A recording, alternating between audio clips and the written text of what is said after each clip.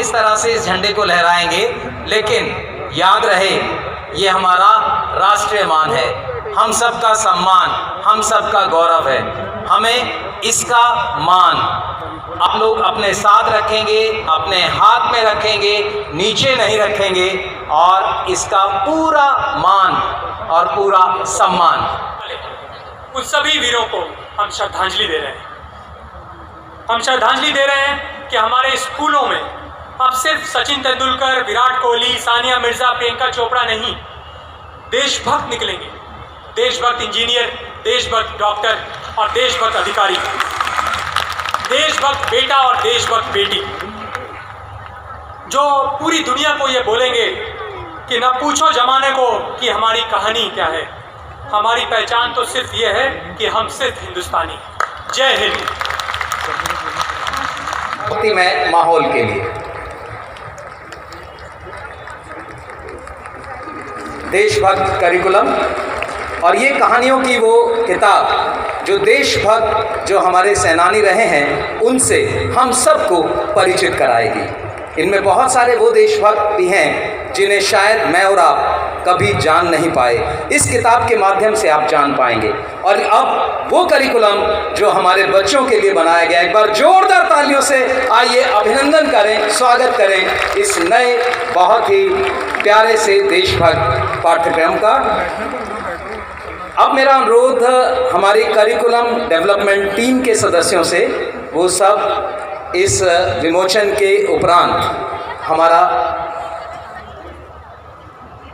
ये विमोचन हमारी अलग अलग कक्षाओं के लिए जो पाठ्यक्रम डिज़ाइन किया गया है, ये आप देख रहे हैं, दो बहुत ही शानदार हमारा वो पाठ्यक्रम जो हम सबको देशभक्ति के विषय में जानकारी देगा। अब मेरा अनुरोध हमारी देशभक्त करिकुलम डेवलपमेंट टीम के सदस्यों से, वो आए मंच पर, बहुत तेज़ी के साथ आप लोग मंच पर आएँ। और मेरा अनुरोध हमारे आदरणीय मुख्यमंत्री महोदय से, आदरणीय उप मुख्यमंत्री महोदय से, प्रधान सचिव शिक्षा निदेशक महोदय और SCRT के निदेशक महोदय से कि वो आगे आ जाएं और एक ग्रुप फोटो इन सब का आपके साथ। श्रीमान आदरणीय मुख्यमंत्री महोदय सभी का आभार और अभिनंदन कर रहे हैं। विनम्रता देखिए, दोनों हाथ जोड़कर आप सभी हमारे साथियों के साथ। किसी ने सही कहा है कि ख्वाहिशों से नहीं गिरते हैं फूल झोली में, ख्वाहिशों से नहीं गिरते हैं फूल झोली में, कर्म की शाख को हिलाना होगा, कुछ नहीं होगा कोसने से अंधेरे को, अपने हिस्से का दिया जलाना होगा, अपने हिस्से का दिया जलाना होगा। आदरणीय मुख्यमंत्री जी के नेतृत्व में पूरी टीम अपने हिस्से का दिया जला रही है। जोरदार तालियों से आप एक बार फिर अभिनंदन और आभार व्यक्त करें हमारी इस कोर टीम का। बहुत बहुत धन्यवाद। एक्सपीरियंसेस रहे हैं और एक एक दिन ऐसा लगा कि जैसे अगर हम इन 12 बच्चों के साथ ये उनकी काया पलट कर सकते हैं सिर्फ 10 दिन के अंदर, तो एक बार अगर ये सारे हमारे देश में चला जाएगा तो देश की काया पलट हो जाएगी, ऐसा मुझे एहसास हुआ। और बच्चों के खुद के एक्सपीरियंसेस जो पहले दिन थे और जो उसके बाद में एक बार बताएं, नया पाठ्यक्रम लागू हो रहा है, उसको लेके जोश कितना है। भारत माता की। बहुत बढ़िया। माननीय मुख्यमंत्री जी,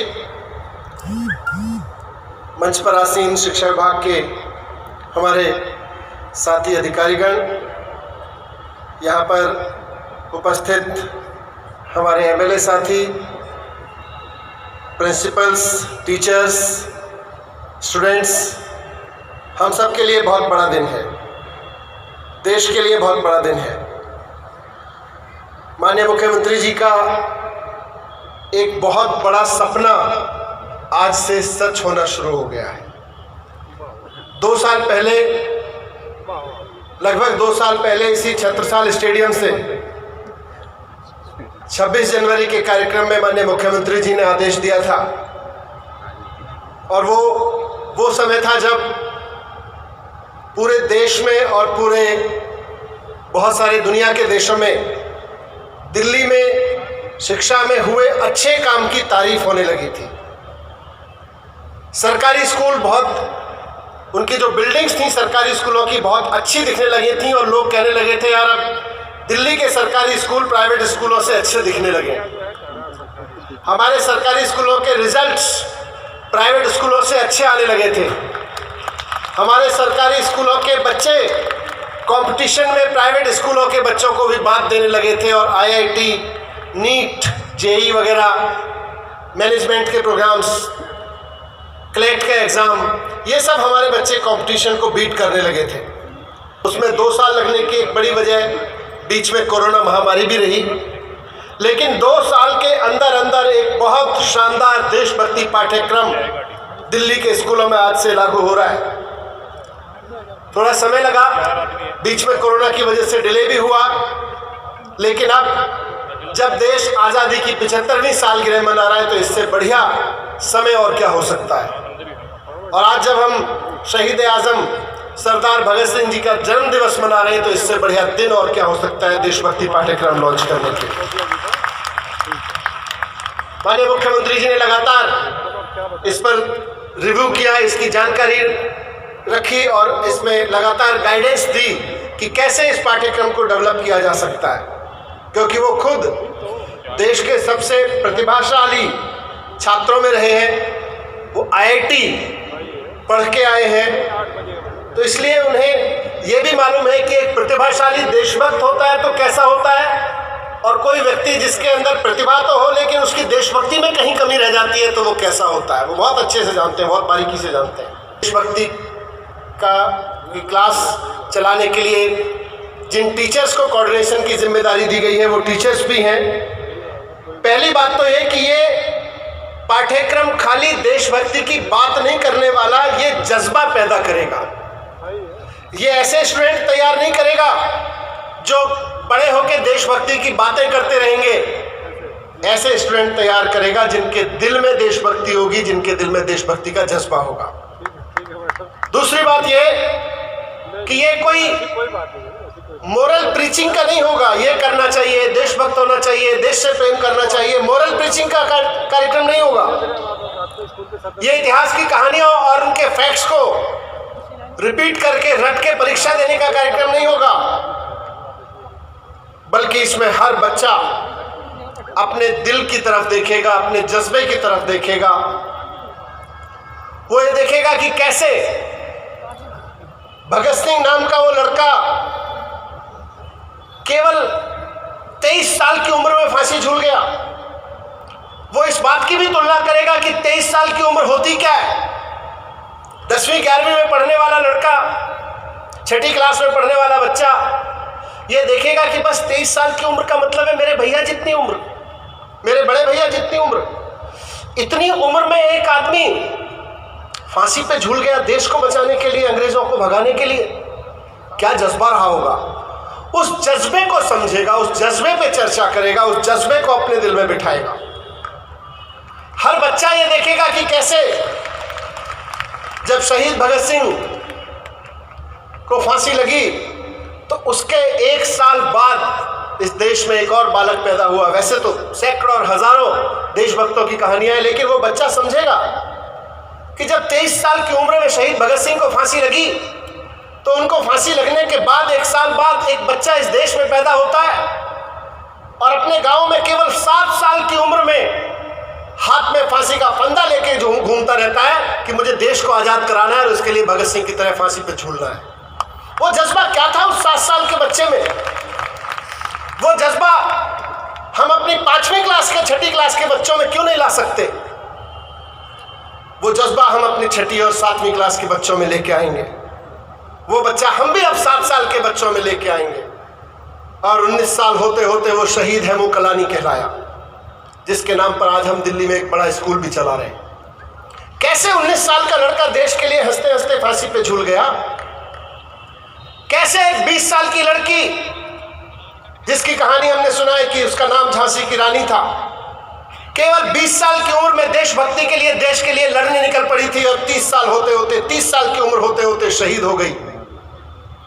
हर लड़की, हर लड़का ये महसूस करेगा कि ये कोई ऐसा नहीं था जैसा फिल्मों में बड़े पर्दे पे दिखने वाले कोई विशालकाय लोग थे।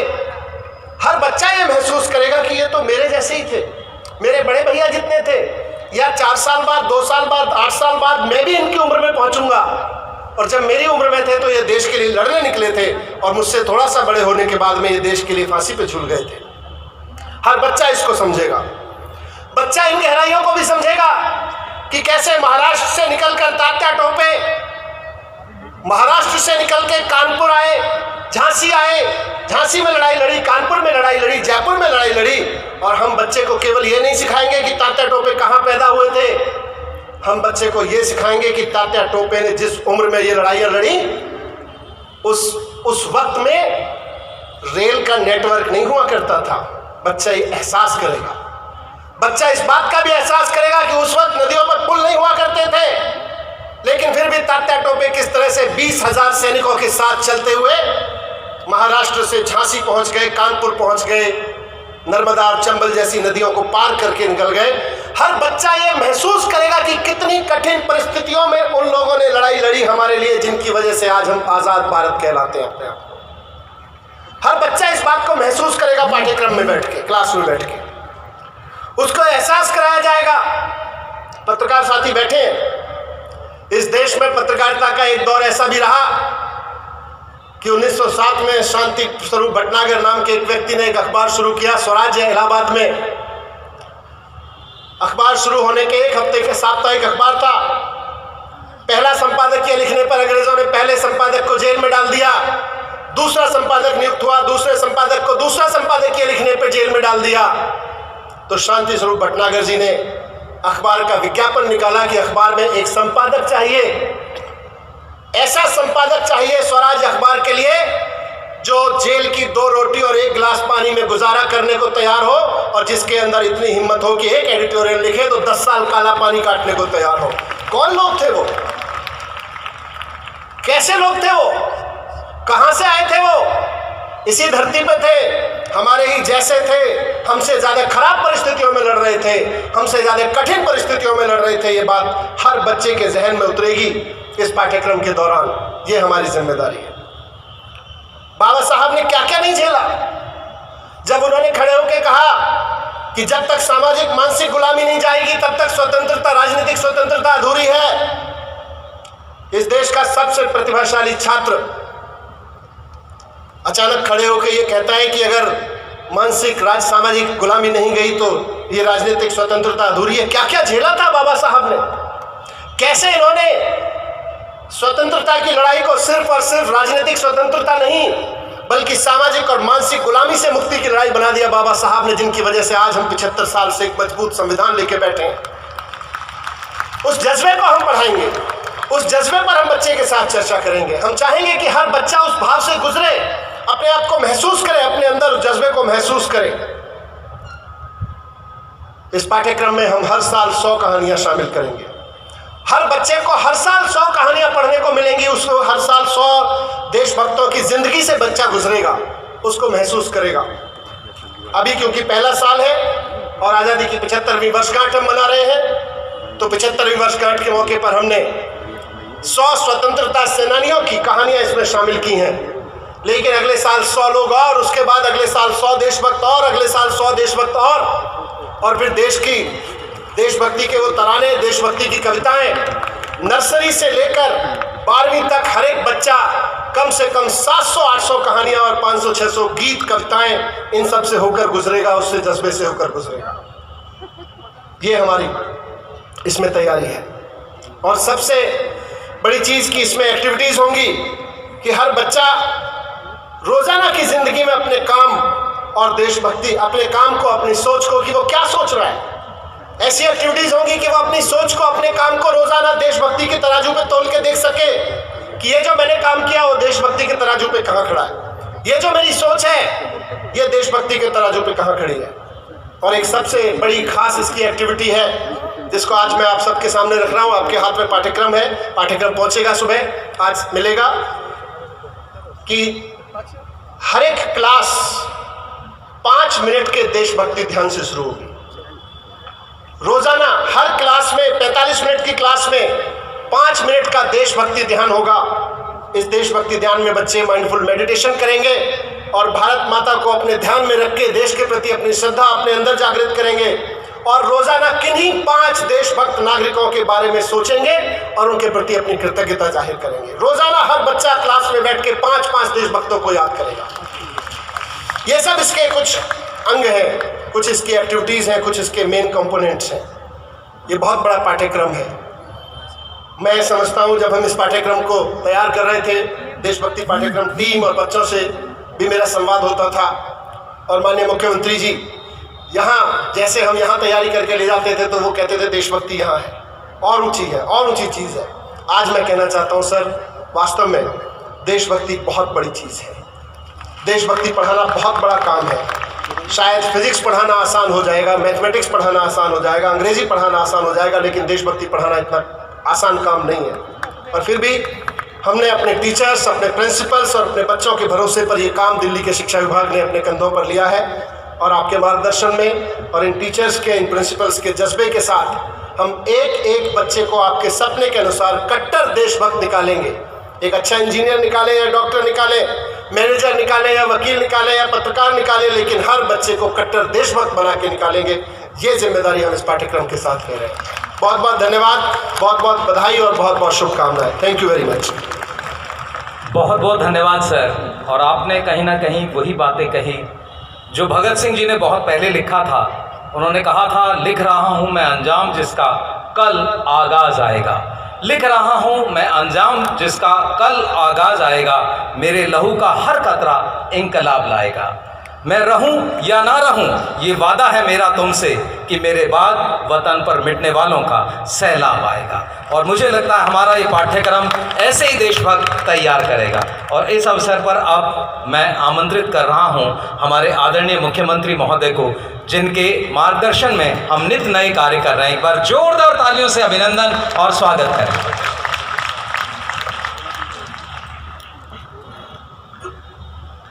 एक बार जोर से भारत माता का जयकारा लगाएंगे। भारत माता की इनकलाब, इनकलाब, वंदे वंदे।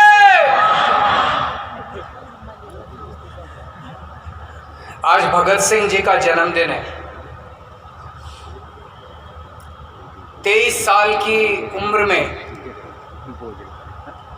वो हंसते हंसते फांसी के फंदे पे लटक गए। उनके जीवन को कई बार पढ़ा है मैंने।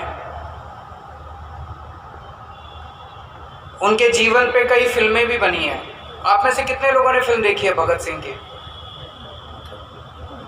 सब लोगों ने देखी है। जब आपने फिल्म देखी और फिल्म देख के टीवी पे देखी, तो फिल्म देख के उठे या सिनेमा हॉल से बाहर आए, तो कैसी फीलिंग हो रही थी? ये रोंगटे खड़े हो जाते हैं, होते हैं कि नहीं होते? रोंगटे खड़े हो जाते हैं। अंदर कुछ कुछ होता है कि नहीं होता है? अंदर कुछ कुछ होता है, दिल में तरंगे होती हैं, उसी को देशभक्ति कहते हैं। तो वो सिखाई तो है नहीं अभी हमने किसी को, लेकिन आ गई सबके अंदर। जन गण मन अधिनायक जय हे भारत भाग्य विधाता, पंजाब से